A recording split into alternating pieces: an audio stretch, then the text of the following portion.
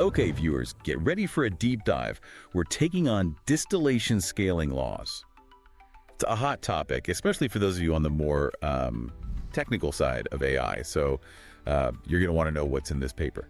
Definitely. This research is really tackling a big challenge in AI right now. It's, how do we get those powerful language models but make them more efficient? Right, because those huge models, they're amazing and all, but billions of parameters, trillions of tokens for training, it all adds up, right? Resources, energy, it's a lot. Absolutely, and that's where this idea of distillation comes in. It's like, imagine instead of, training a small model from the ground up on all that data, we use a big pre-trained model, kind of like a teacher, to guide a smaller student model. So it's like an AI apprenticeship. Yeah. But the big question is, does it really work? Does it deliver? That's what's so cool about this. They don't just tell us distillation works. They actually went and developed a whole new scaling law. It's about predicting how well that student model will perform. Hold on. So we're talking about actually being able to estimate how good the student will be based on the teacher, the student's size, even how much data is used. Exactly. And that's huge for optimizing the whole process. It takes out the guesswork. No more just trial and error. We can make informed decisions about these smaller, more efficient models. Now that's exciting. This is what could make powerful AI more accessible. Yeah. Instead of it being stuck in some, massive data center, maybe we can get it running on our devices. That's the goal. Yeah. And that potential for efficiency, that's why this research is so relevant, especially for our viewers. They're the ones building these models.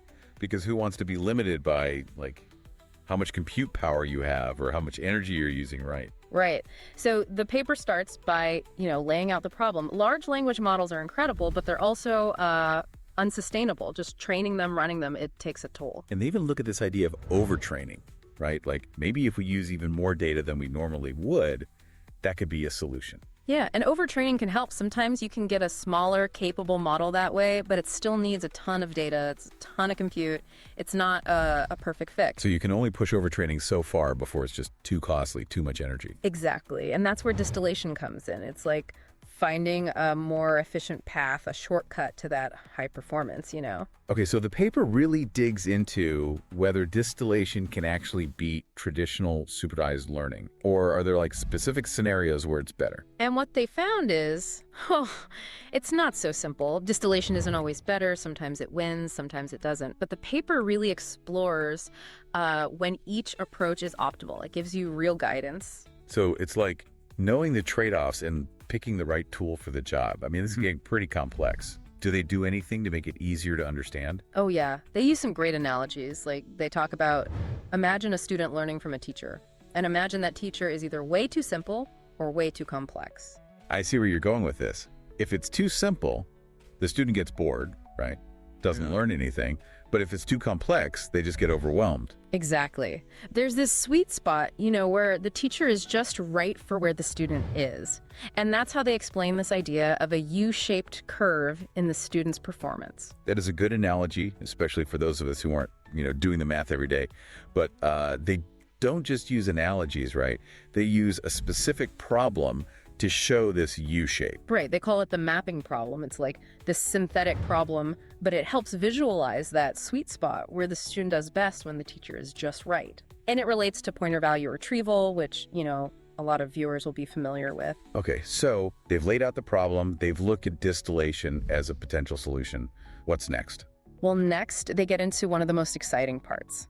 Compute optimal distillation. So it's about optimizing the whole process, not just training the student, but also the cost of training and running the teacher to get the data for the student. So we got to consider the teacher's effort too, not just the student. Right. And here's the kicker. What they found is the most compute efficient teacher. Well, it's actually a supervised compute optimal teacher. Oh, that's kind of a twist, right? So even the teacher needs to be optimized. It's like AI optimization all the way down. Exactly. And that has big implications for how we think about training AI going forward.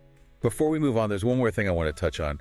The paper looks at model calibration and this expected calibration error, or ECE. What's the takeaway there? Oh, that's super important. It's about making sure the AI is, trustworthy, its confidence matches its actual accuracy. So if it says it's 90% sure, it better be right 90% of the time. No overconfident AI is allowed. Exactly. And here's what they found. Those distilled students, they can actually get really good calibration, but only when they're trained on the teacher's full range of predictions, not just the top one. So the student isn't just learning the answer, it's learning how confident the teacher is in that answer. It's like the teacher saying, here's the answer, and this is how sure I am about it. That's a great way to put it. It has big implications for making AI more reliable, more trustworthy. Okay, this has been a lot. We've got this amazing overview. But even with all this research, the authors acknowledge there are limitations, right? Of course. No research is perfect. This research is mainly focused on language modeling. Could apply to other AI areas, but, more research is needed. They also mention the data they used. Some of it was repeated, and that might affect things. Always good to keep those limitations in mind. This has been a fantastic start to our deep dive, though. Really laid the groundwork. So where do we go from here? Well, next up, we're going to really get into the specifics of those experiments they did. What did the results tell us about the best way to do distillation? What are the optimal conditions? Sounds fascinating. We'll be back soon to unpack more of these findings. Stay tuned, viewers. Welcome back. Ready to dig deeper into these distillation scaling laws? Let's get into it. What did they actually find out about, like how distillation works in practice? What did their experiments show? Well, they started with their, main contribution, which is that distillation scaling law. It's this equation, and it tries to estimate how well a student model will perform based on a bunch of factors. So like the teacher's performance, how big the student model is, how much data they use for the distillation process, that kind of thing. Exactly. And what's important here is that it's not just some theoretical formula. They really put it to the test. They tried it out on a huge range of model sizes and different data amounts. And it actually worked, it held up. Yeah, it did. Their scaling law was able to predict how well that student model would perform, and it was really accurate. It's a big deal for anyone who's working on distillation because it takes away so much of the guesswork. So you're saying you can actually estimate how well your model's going to do before you spend all that time and resources on training it. Exactly. You can actually figure out the best combination, like what size teacher model, what size student model, and how much data to get the performance level you want. Oh, and they even give you these visualizations like contour plots. It just makes it easier to understand how everything relates to each other. Those visualizations are super helpful, especially for, our audience who are really into the technical details. Yeah. So we know this scaling law works, Yeah. But when is distillation actually the best way to go? One thing they found is if you've got a fixed amount of data, using a bigger teacher model isn't always the best strategy. That's interesting. Why not just go for the most powerful teacher you can get your hands on? Well, remember that U-shaped curve we talked about. If the teacher is just too big for the amount of data you have, the student might not generalize very well. The performance could actually suffer. So even with distillation, there's this Goldilocks zone, right? The teacher's knowledge has to be just right for the student. But how do you find that sweet spot in practice? That's where the scaling law comes in. You can use it to calculate this thing called teacher cross-entropy. Yeah. And it's based on how big your student model is and how much data you've got. Okay, so you plug in the numbers, and the scaling law tells you which teacher is going to give you the best student performance. It's really practical. Absolutely. And they go even further. They also look at the cost of inference, which is often overlooked. Right, inference is. How much compute power it takes to actually use the trained model, not just the cost of training it in the first place. Exactly. And what's fascinating is when you factor in both the training cost and the inference cost, sometimes the best teacher is actually smaller than you might think. So even if you could train this massive teacher model, it might not be the most efficient choice in the long run, especially if you're going to be doing a lot of inference with the student. Right, and they even looked at cases where you're really just focused on optimizing that inference cost, assuming you already have a trained teacher. What did they find when they looked at that?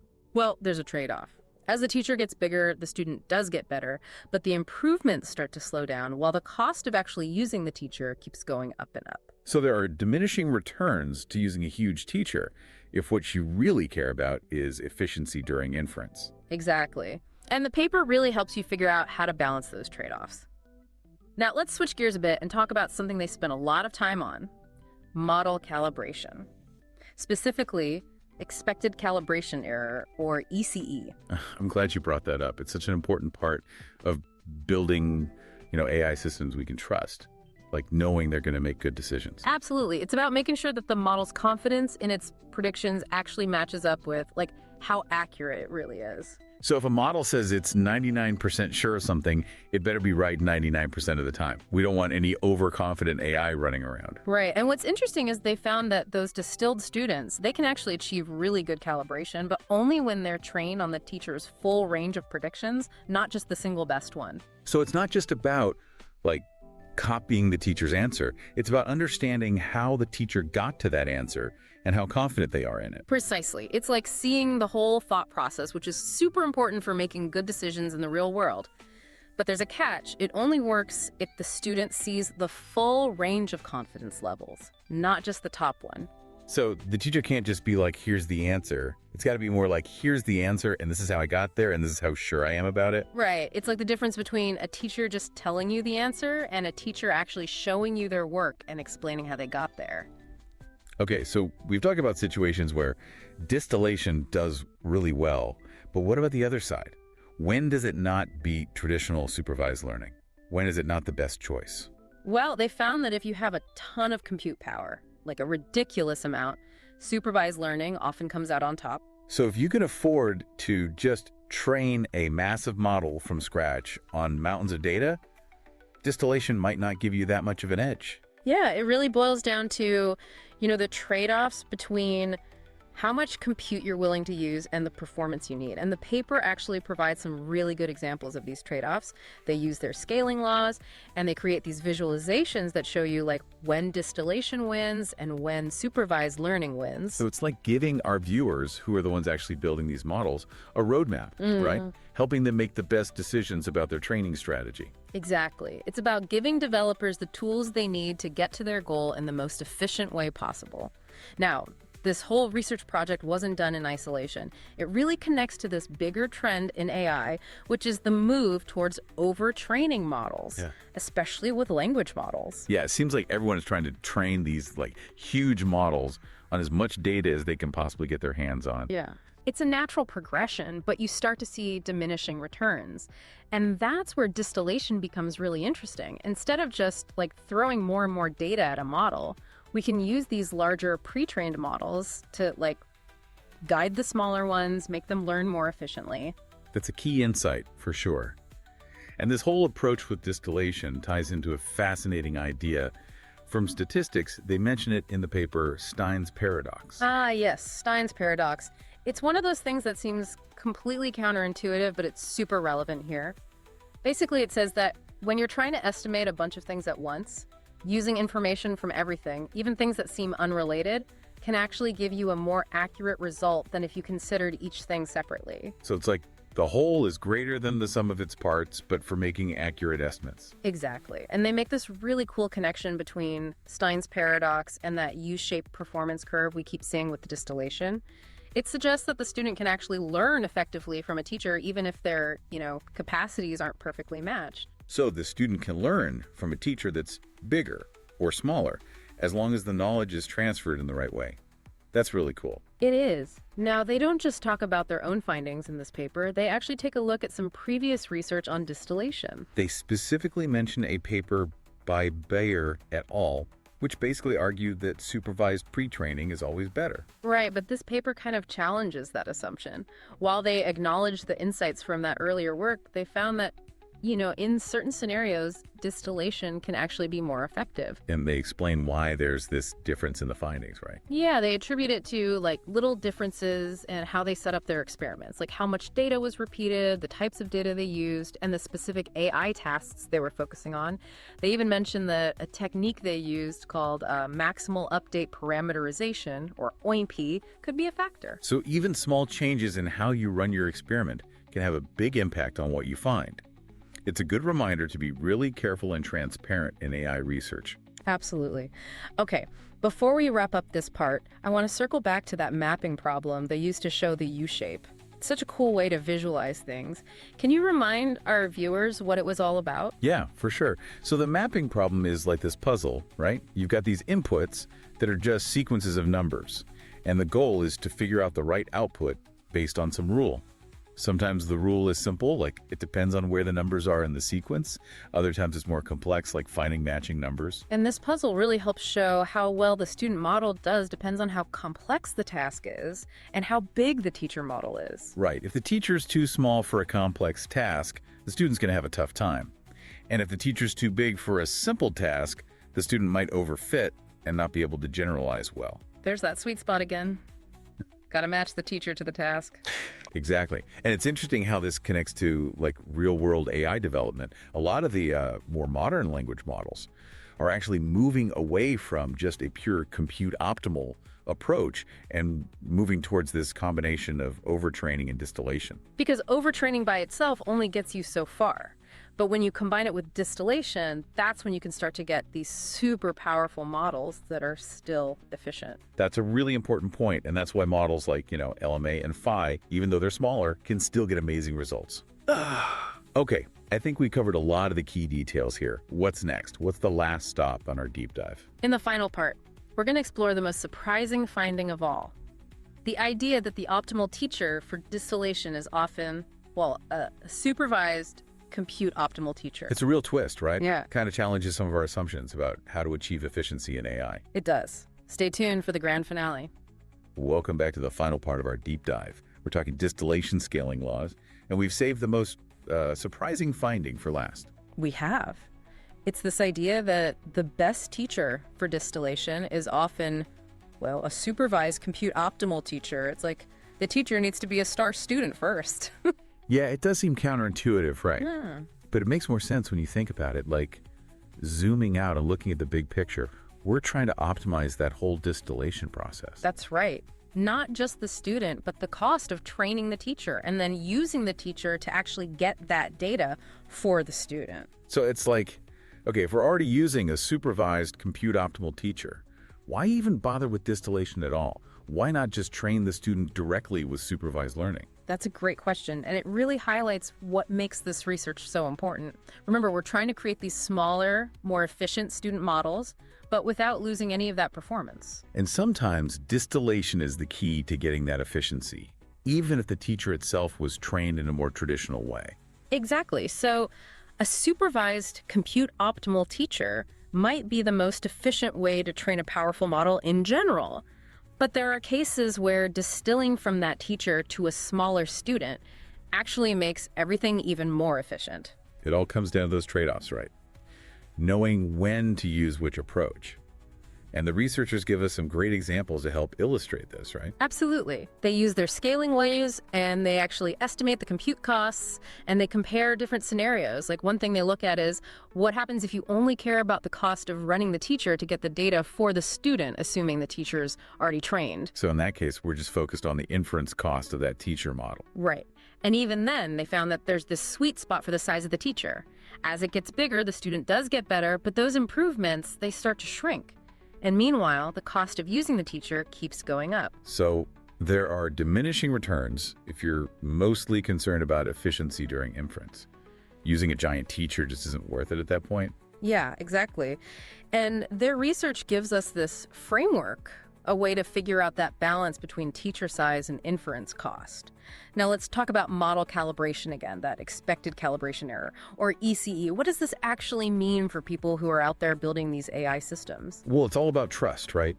Making sure that the model's confidence is aligned with its actual accuracy. If it says it's 99% sure, it better be right 99% of the time. We can't have AIs making decisions they're not actually sure about. Right. And remember, they found that those distilled students, they can get really good at this calibration thing, but only when they learn from the teacher's full range of predictions, not just the most likely one. It's not about just parroting the answer. It's about understanding how the teacher got there and how confident they are in that answer. It's crucial for real-world AI. It is. Okay, let's zoom out for a second. Big picture time. What does all of this research mean for the future of AI? Where are we headed? Well, I think this paper gives us some powerful tools. It helps us understand and optimize how we train these smaller, more efficient language models. It gives developers the information they need to make smart decisions about when to use distillation, how to choose the right teacher, and how to balance those costs. It's about making AI more accessible, more sustainable. Imagine powerful AI not just stuck in these huge data centers, but running on your phone, your laptop, even tiny little devices. That's the potential here. And it's not just language models either. These principles could be applied to all sorts of AI, all kinds of different domains. Absolutely. This research could completely change how we build AI and how we use it, making it more efficient, more accessible, and ultimately more beneficial for everyone. It could. Well, this has been an amazing deep dive into distillation scaling laws. Thanks for sticking with us through all the technical details. And thank you to our viewers for joining us on this journey. We hope you learned something new. Keep exploring, keep asking questions, and we'll see you next time.